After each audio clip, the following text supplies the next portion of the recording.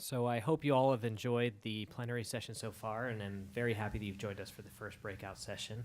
I'm excited to introduce the panel, Arms Race in Radiation, which is going to be focusing on radiation therapy and the advances in efficacy, safety, and synergistic integration with pharmacological and surgical interventions. And while much of the discussion at the WMIF so far has focused on pharmacological interventions, I think it's very important to note that in the U.S., 60% of cancer patients will receive radiation therapy, which has been a pillar of cancer care since its introduction over 100 years ago. Personally, I've had the opportunity to work with several of our panelists and the moderator, Dr. Jay Loeffler. Dr. Loeffler is the Herman and Jones Soup Professor at Harvard Medical School and Chairman of the Department of Radiation Oncology at MGH since 2000. He first joined Harvard Med School faculty in '86 and later came to MGH to direct the Proton Beam Center 10 years later. And in addition to and in recognition of his academic and clinical accomplishments, Dr. Loeffler's been named a fellow of the ACR, ASCO, AAAS, and is a member of the Institute of Medicine. And so with that, I personally look forward to hearing from the rest of our panelists in the discussion. So thank you, Jay. Thank you so much. And thanks for everybody for coming. I thought instead of for me introducing our panelists, I'd go around and have them introduce themselves. So Daphne? I'm Daphne Haas-Kogan. I'm professor and chair of radiation oncology at Brigham and Women's Hospital, Dana-Farber Cancer Institute, and Boston Children's Hospital. My interests are in the genetic underpinnings of human cancers and in pediatric and brain tumors. Thank you, Daphne. Ted? I'm Ted Hong. I'm a radiation oncologist at Mass General, and I specialize in gastrointestinal cancers and run the GI radiation oncology research program there. My particular interests are in proton therapy, as well as looking at biomarkers of response to therapy and integrating drugs with radiation. Thank you. Joe? Joe Jachinowski. I'm the president and CEO of Mevion Medical Systems. We're actually a Massachusetts company, and we manufacture proton therapy systems. And Dal? Yeah, I'm CEO Dal Wilson at Varian Medical Systems. We're the world's leader in radiation therapy. We do both conventional radiation therapy, and we have a small proton therapy business as opposed to small proton therapy machines. And we're based in Palo Alto. I've been there the last 10 years and spent 20 years with GE Healthcare before that. So I think we'll start off with a discussion about how technology has evolved in our field really from the 50s until now. Unlike our medical oncology associates and colleagues, we go from one technology to another without testing it. There's no prospective trials. So we go from low energy machines to high energy machines to ways to manipulate the beams of radiation that develop more and more conformal therapy to machines that don't produce photons anymore, they produce particles. And we've really kept ourselves below the radar, which has been great for us in the development of technologies. But it's coming back to bite us, and we'll get back to that issue, how it's getting more and more complicated to treat patients with these highly technical, highly conformal types of radiation. So, Dal, you've been in this field for a while. Let's start with you. How did we get here, and where do you think we're going to go? You know, I think one of the things that's exciting about our field, and maybe to take a little umbrage with the title, is, you know, I think our field has been really good at using technology to develop with purpose. You know, I don't think there's too many cases where we've developed technology for technology's sake. I think we've done a pretty nice job in the field of, you know, really making it have a clinical difference. And I think that's one of the really nice things about radiation therapy. You know, I think as we look to the future, we need to make that case. And historically, we haven't always made that case that well. And I think that's one of the things that's changed. You know, when we launched IMRT, for example, there wasn't a, you know, we didn't have a double-blind retrospective study showing all the benefits of IMRT. Having said that, almost all of our customers would have said it would have been immoral to do so because the dosimetric advantages were so, you know, they were stochastic. And, you know, as we look at some of these new technologies that I think really are going to have a clinical impact, that argument isn't going to work. Even where there might be a moral argument to say clinically it makes a difference, we have to provide the evidence, and I don't think we've done that well as industry, and I don't think even more broadly as a provider group and partners together, we haven't done that very well. But as you kind of look to the future and see some of the pivoting off that, what are going to be the transition points for radiation therapy in the future? There are a lot of the themes that we've heard here today. It's going to be genetic profiling. What does that mean to us? I think one of the really exciting things is the potential of radiation sensitivity at a patient level, and I think we've got lots of work to do. I hope we see that in the next 10 years. We've all seen it in our clinic, why some patients respond at a much lower dose rate than others, and others don't seem to respond. But can we nail that genetic profile, and what does that mean for who we treat and how we treat? I think one of the things that we're going to see is with that and other technologies is early and earlier diagnosis. I think that benefits us a lot in radiation therapy. We're really good at getting small targets, and in many ways we're the gold standard for local control. And a lot of the technological things that we're doing are in fact focused on even doing that better. So I think that's kind of a cool thing.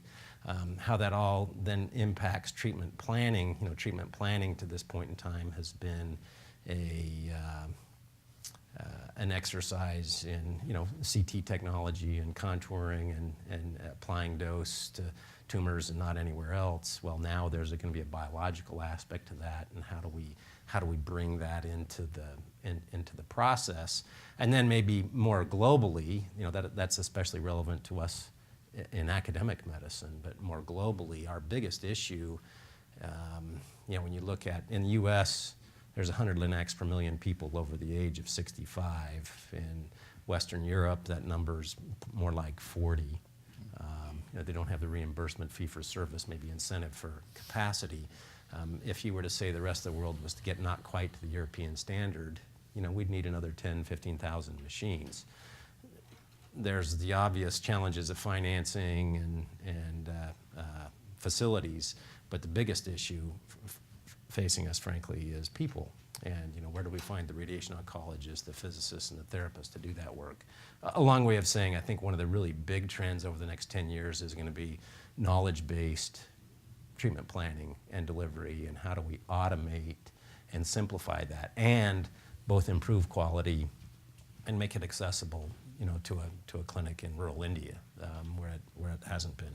Treatment delivery, I think, will be, it's a lot of the trends that we've talked about, especially being able to deliver more dose to smaller places, and to try to do that at a cost point that's socially responsible, I think is a big deal. And then maybe last of all, and I'll be quiet, is I think then there's all the informatics that goes around it, including, at some level it's, we're a victim of our success. We've had success in radiation oncology, we've had success in surgical oncology, we've had success in medical oncology, and sometimes we talk to each other.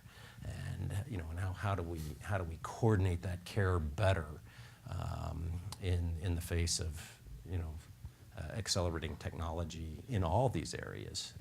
And I think that's one thing. I think we'll see it retrospectively from a big data point of view, but then how do we collaborate earlier?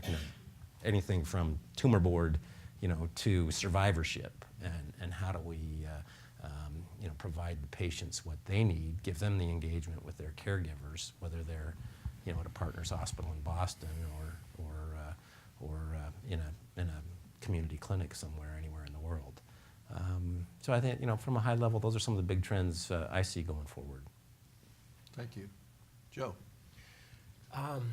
So I've reached the point in my career, I think I'm the old person on this, so I'm going to tell a war story just to try to put some perspective on where we were and where we're going. When I started in 1981 at Varian, as a matter of fact, we treated rectangular tumors, and we didn't even know if the patient was in the room. Right? So we had no real way to shape dose, no meaningful way to shape dose, and no way to really identify where the target was of the patient. And when you look at the progress over the years, that progress has been all wrapped around, mostly wrapped around the ability to do a better job of shaping that dose and targeting that dose. And we have seen the benefits, we're reaping the benefits of that now. But that progression, in my view, has been a very, very slow progression. So when we talk about it, and I think to your point a little bit of how do you deploy technology, we have the challenge of developing technology, and we have the challenge of then getting it out. And it's not so hard to get it out in Boston, but it's a lot tougher when you're starting to talk about community hospitals or you get outside the United States. It's a much more difficult problem. But what I see is that, you know, as you march through the whole treatment process, we've gone from a time of slow change back into a time of, I think, fairly rapid change.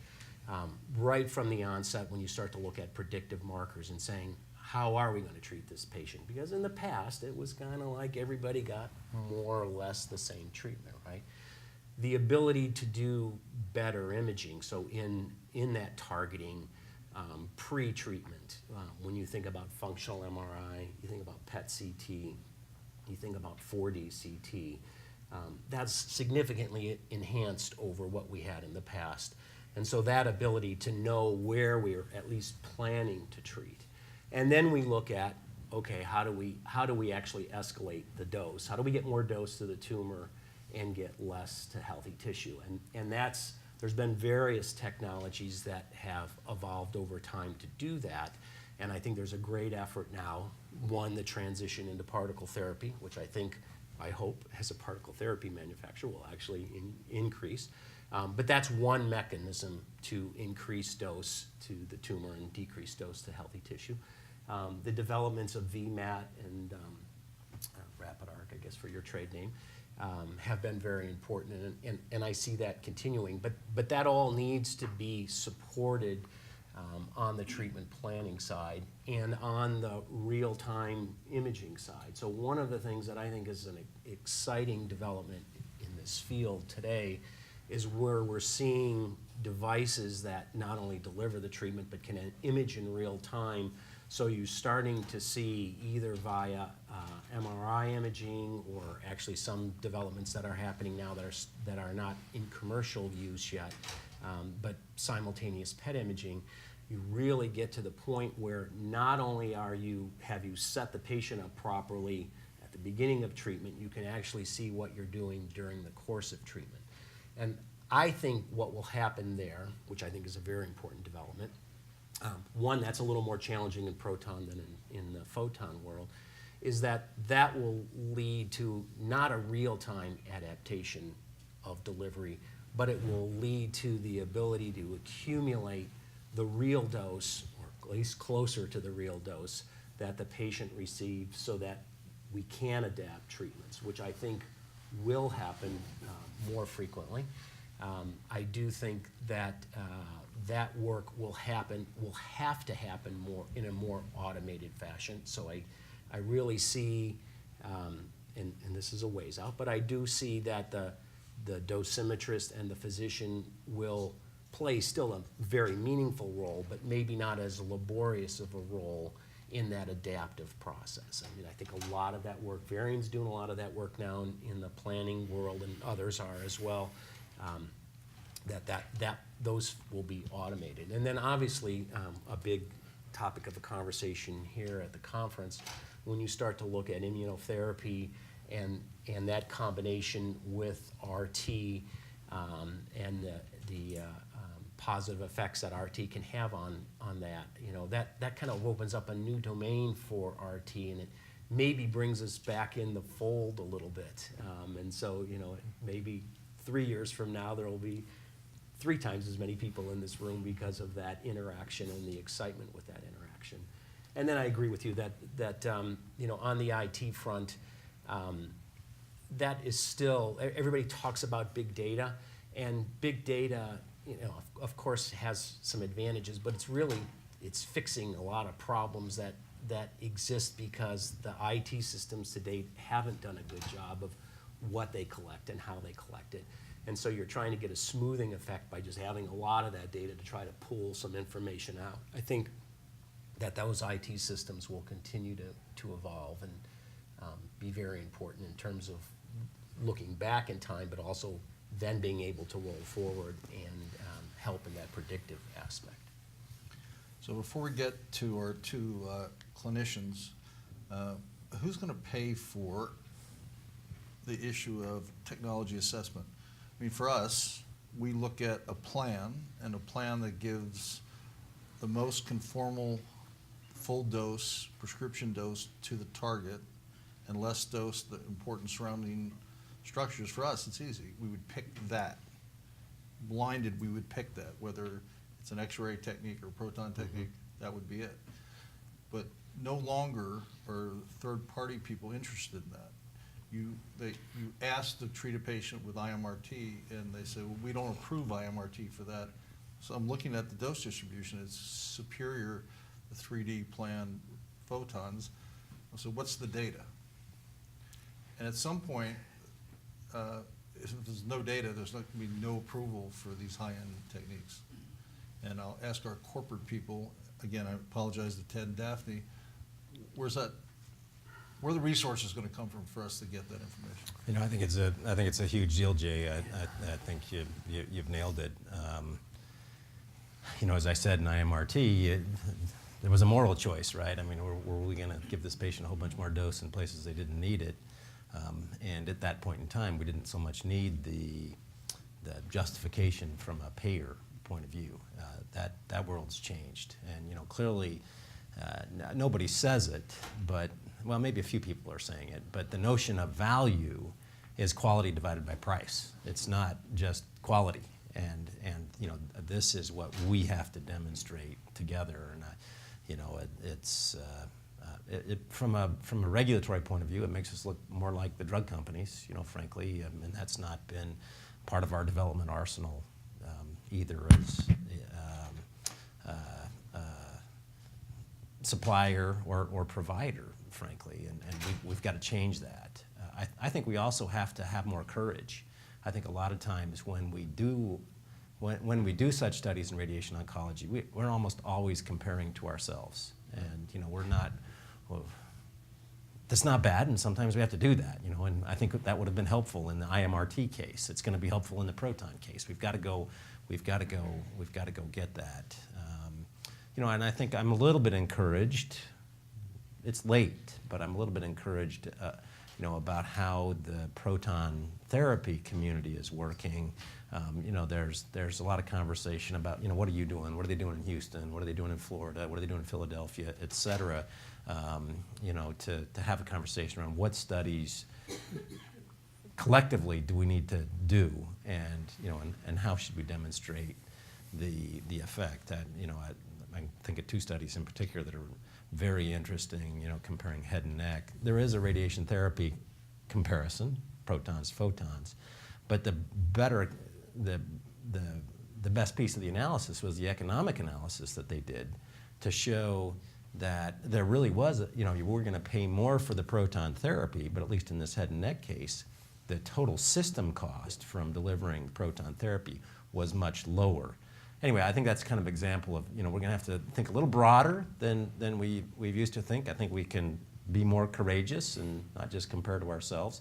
And clearly, you know, some of it we're going to have to fund as providers. Our business model's different. We don't make any money off a unit dose of radiation the way the drug companies do. So, See, you I know, think that's an important issue.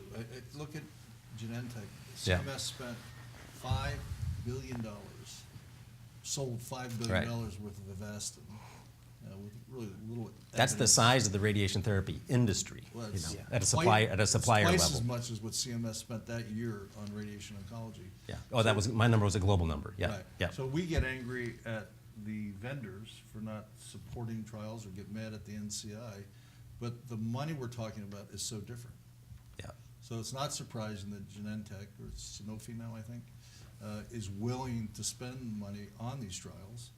They almost had to, and why it is more difficult to have our corporate partners do the same.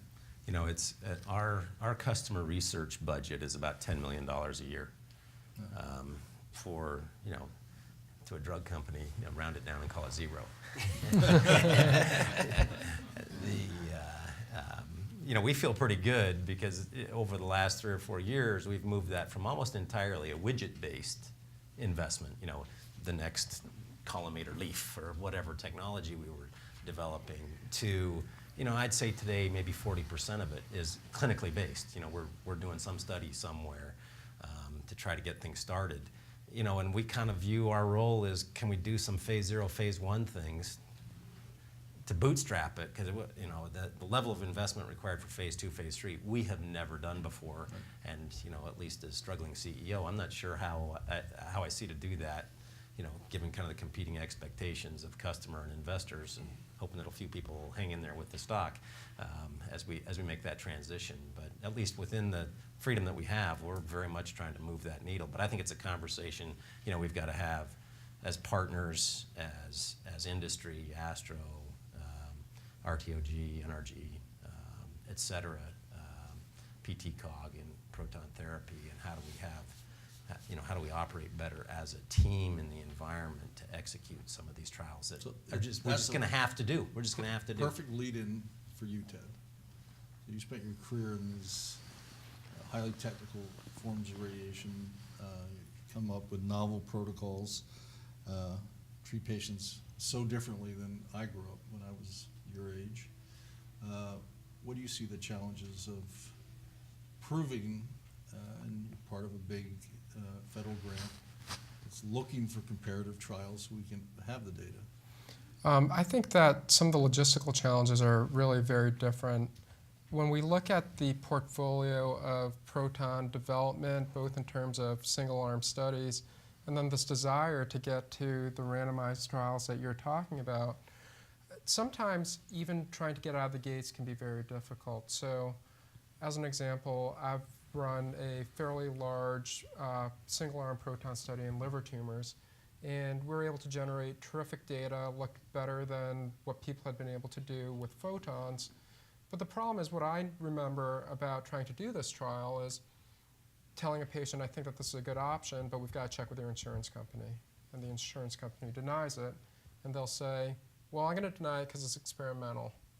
And then that person doesn't go on the study, and someone else goes on the study. But ultimately, I ended up with a study full of Medicare patients, which is fine for the patients, but... Can you explain why Medicare patients? So Medicare does cover proton therapy, whereas a lot of the private insurers won't or will consider... Just take a picture of that. I mean, Yeah. sorry to pause, but when has that happened in healthcare? That doesn't happen Yeah, very often, that we have it's Medicare paying for something and the private's right, not. and Usually at least a very strange phenomenon. So there's examples throughout oncologic care, like nephrectomies for renal cell carcinoma, where people have looked at what drives prognosis, and in some of these series, public versus private payer, controlled for comorbidity index and disease-specific prognostic factors ends up being a more important risk factor. So you can imagine what happens when you have a single-arm study that's full of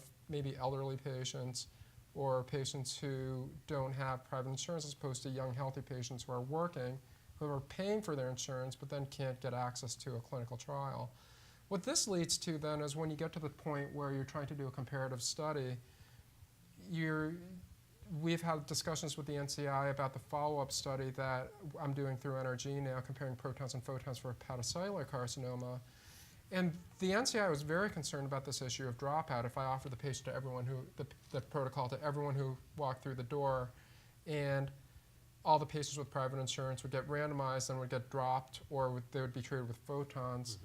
And then the NCI said, well, you have to do an intent to treat analysis, but what does it mean in a non-drug study, right? If you do an intent to treat analysis and 3/4 of the patients are getting treated with photons and 25% are getting treated with protons, so half your proton arm is really being treated with photons, does it really mean the same thing anymore? So we had to design that study in a way where we said, well, you had to have insurance approval up front, so basically I'm going to run another Medicare study, which is okay for the Medicare population, but it's not going to answer the question in the younger working population that has private insurance. So I think that this paradox of being able to actually do a trial and then not actually being able to execute the trial is a really big issue, because, as you pointed out now, we don't have the backing of a Genentech or an Amgen who's going to pay millions of dollars for the study fees and supply drug. I mean, we can barely get the money for the study fees, let alone having to carry then the cost of our dosimetrists and our physicists and our therapists in the treatment machine time to actually execute the treatments. So I think it's actually very challenging to move it forward, and there's not really a system in place that is going to allow us to move forward at the same level of data that is expected from the FDA for drug companies. To put it in perspective, we have a program project grant with MD Anderson, and at our last meeting, they presented the oral pharynx trial, which is IMRT versus protons. And what's happening in Texas, and it's happening here in a similar fashion, if you got randomized to IMRT, people said, well, I can get that at home, so they go to Tyler, Texas, wherever they live, and get treated. Or if they were randomized to protons, 50% were not approved by the insurance company, so they by default had to go to IMRT, and they went back home. And at the end of this meeting, I think you'd agree, Ted, 8 hours of meeting with our colleagues at the Anderson, we're thinking, we'll never be able to do these Right. trials. And we're in a catch-22. You know, we need data, okay, we're trying to do the trials. The only study that is happening now comparing technologies in an important disease is the prostate study, which is a randomization of IMRT protons. As Ted alluded, most of those patients have Medicare, so it's being done slowly, but it's actually going fairly well. But all the other important trials. And then the reverse of that, and Daphne is a pediatric expert, they approve all pediatric tumors to receive high-end treatment, because thinking that if you can decrease the effects on a developing child, and that's going to prove to have functional cosmetic reduction of second tumors for the next 50, 60 years, it's worth it. So we are in trouble. I mean, I think, without crying wolf, we really are going to face a very difficult future to assess the technology that is stunning, without question, but it's going to be hard for us as investigators to prove and quantify the advantage. Daphne, you come at this at a sort of different angle as a molecular geneticist and as a pediatric person. You've watched this from a little bit from the side instead of being in the middle of it. How do you view all this and where we're going to go? So I think partly as a field, we have contributed to the difficulty that we are in right now. I think there have been instances in the past where we have developed technology for technology's sake only, and we haven't emphasized data and value as endpoints as much. And now I think we are somewhat paying the price, and that we are in this predicament. I think going forward, as we develop other very, very promising technologies, in addition to protons, things like stereotactic radiation, it behooves us to look very, very carefully at putting value, data, and evidence at the forefront as we to substantiate the use of the technology. So right up front. Yeah, Absolutely. pretty soon. See, Yeah. that was a mistake of of me, because I was involved in some of the development of these technologies. I couldn't agree more. Yeah, it's got to be one of the endpoints. I mean, that's one of the sad parts of proton therapy today. When you look at the number of patients that have been treated and the dearth of data for those 10,000 patients plus or more than that, 100,000 patients, it's really sad. It's But really sad. I think we can rectify that, and it brings me to the title of this. We're in an arms race, and of course, I think all of us would agree an arms race is not a good thing. I mean, it bankrupted the Soviet Union. But I think that there are ways we can think about this arms race in the positive, and I'll just give 2 examples. Please. So one is that we already see people who, encumbered by this arms race, are joining forces.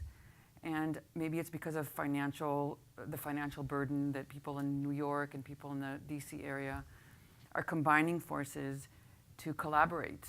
And as our institution has done so beautifully with Florida and with MD Anderson and other institutions, the collaborative nature of studies that look for data, as we hear here, I think is still salvageable, and I think it's what I see it's what I see in many of the studies and many of the investigations going forward. We're having an NCI run study, an NCI run meeting actually next week to look at just generally how do we plan protons for radiation therapy for children, because there's so many new proton centers being brought into the business, but they're not as experienced as MGH and MD Anderson and the like. And I have to say that I'm running the meeting, even though I haven't used protons, but I have to say that the openness with which, for example, the investigators in this room and in all of the other institutions have bring to the table in terms of discussions of how they plan the dosimetry, what they find to be appropriate patients, that is so encouraging to me in terms of the future. And then the second point I'll make about the arms race is that if we can't quite divorce ourselves from the notion that competition is a good thing, and we can't quite completely jump on the bandwagon of collaboration is where it's at, then at least let's focus our competition on quality of life, patient well-being, value, throughput. And when we compete, and we're not really going to have a choice, payers are going to make us do that. But as the competition continues, let's make sure we don't compete on technology for technology's sake. Let's compete on who can offer the better value for the patient, the better quality of life, and so on and so forth. While I have you, I'm sorry to put you on the spot again. There's huge hype in the world of radiation oncology and in oncology in general that radiation causing changes in antigens and circulating antigens and things can augment the effects of immunotherapy, both at a local area and at distant areas that aren't even receiving radiation. People have reported better response if you treat a local site of metastatic disease by adding radiation, even though typically you might not. Is this hype or is this real? It's an interesting question because 15 years ago, when I was a medical student and a resident and I heard about many of these studies of vaccines, I thought it was hype. But now I'm absolutely convinced that it is real, and it actually is going to form a very large component of the future of radiation therapy. And why do I say that? So these vaccines that we've been using for decades, they have not proved useful. And why? Well, partly because they're hard to make and there are regulatory issues. Partly there's diversity amongst patients. Partly there's diversity within a patient. The primary may not look like a metastatic site, and one metastatic site might not look antigenically like the other. And lastly, we now know about immune checkpoints that can dampen the immune response. And how is radiation going to overcome those? Well, radiation can kill cells in a very powerful immunological way. It can cause cell death that exposes tumor-specific antigens, and it can also cause the immune system to be primed independent of that, whether it's through circulating molecules like cytokines and the like.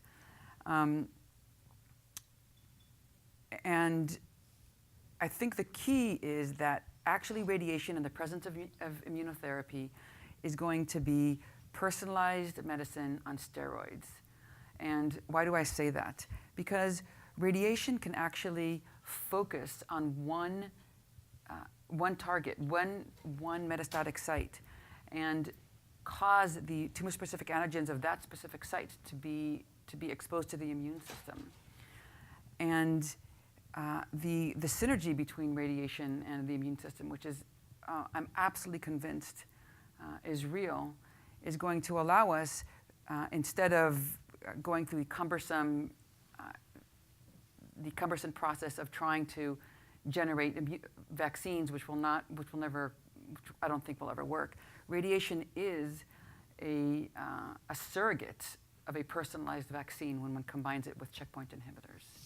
And I think following the field peripherally, it's fascinating, and get your input that the amount of radiation you need to treat one area to get the abscopal or distant effect is not a high dose of radiation. It's well below the threshold of injury to irradiated site. Right. So we have two, I think, beautiful things. One is that, as I said, the radiation can now be a surrogate for personalized immunotherapy, as I said, on steroids. And also, I think this actually expands the alma mater of tumors that we're going to treat. For example, our institution has a now CTEP conditionally approved study to look at immunotherapy with radiation for metastatic colorectal cancer, which generally speaking does not respond by itself to checkpoint inhibitors, and non-small cell cancers. So those are patients that in the metastatic setting we wouldn't necessarily treat under other circumstances, and yet the synergy that's been shown time and time again with radiation and immune checkpoints expand, I think, greatly the kind and types of tumors and of patients that we are going to see in our field of radiation oncology. Great. Fantastic. We have 5 minutes, and I promised everybody we would end on time. I'd like to open it up to you in the audience for any questions you might have. Do you know that, so does the photon radiation therapy and photon radiation therapy stimulate the immune cells in the same way? Just stimulate the death of the cancer cells in the same way? So that's been looked at extensively. The sort of what is the primary mechanism involved in cell killing. It's been looked at for about 40 years, and as of now, we don't think there really is any fundamental difference between cell death from protons versus photons. Where do you think cost needs to be to really unconstrain this market? I know Mevion's done a great job of bringing the cost of centers down to 40 years, something. Well, 30. or 30. So much lower than they were, but the per room cost is still relatively high. From a per room, where do you think it really needs to be to unconstrain it, to really compete with Linux and U-Ray, the image-guided technologies that you referred to? Capital cost as well as operating costs. So there's really, I think, two pieces. Yeah, there are two pieces. I think that we've taken a great leap forward in what we've done. We're not at the end of the journey. If proton therapy is going to be successful in the long term, because I think that I get a little nervous when I say this in presence of radiation oncologists, but I do think that there's much broader applicability than what's typically cited today, right? Because today it's 15%, maybe 20% in the U.S. Based on the cost. I think that number can be much larger, but only if we drive the cost down. And so, today, the operating costs are actually very much in line, or at least for the Mevion device, very much in line with a standard Linux. So staffing is the same, energy consumption is more or less the same. So it's really about those capital costs up front. I think that when you look at the image-guided Linux, the MR Linux, they're creeping up, right? So they're kind of getting into the $8 million range. I think protons, to be successful, two things have to happen. We need to drive the equipment costs down somewhere in the $15 million range. That would be, I think, a good intermediate goal. I do think also that we need to, as a community, a broader community, we need to really see that hypofractionation move forward, because I think that's kind of that really unlocks the proton market. Now, when I've said that in the past, I've always compared it against an IMRT treatment, trying to be kind of cost neutral with IMRT. But obviously with SBIRT, that's also driving down the cost because the fractions are going down on the photon side as well. So I think both of those will play off each other and press it forward. But I really think that you have to get hypofractionated. I would, to finish up the whole panel, I couldn't agree more. When I was a resident, we had rectangular fields and little blocks with crayons we put on, and it required 8 weeks of treatment. Why was it 8 weeks? Because treatment in today's standards was so diffuse and not conformal that it was done for toxicity. But now that we've improved tremendously our ability to deliver radiation, we're not going to be talking about people going through 8 weeks of treatment. We might be talking about people going through a week or 2 weeks of treatment, and that's going to drive the proton cost way down.